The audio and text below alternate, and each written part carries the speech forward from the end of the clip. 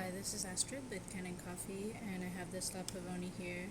So this machine just had an issue with the group head. The water wasn't coming out of the group head, and I found that actually this because of these two pieces that hold the lever on. There was just a little bit of a margin between the lever and that piece, and so I wasn't able to lift it high enough to get the water to go through. So as you can see now, I'll just show you without the portafilter.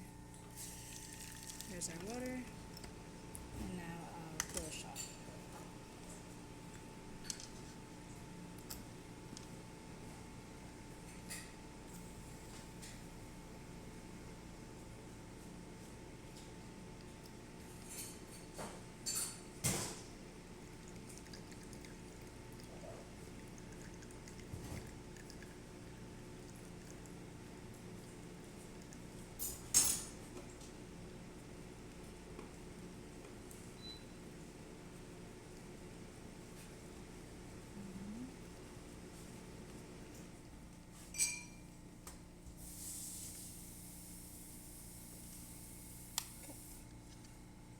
There's our shot of espresso. And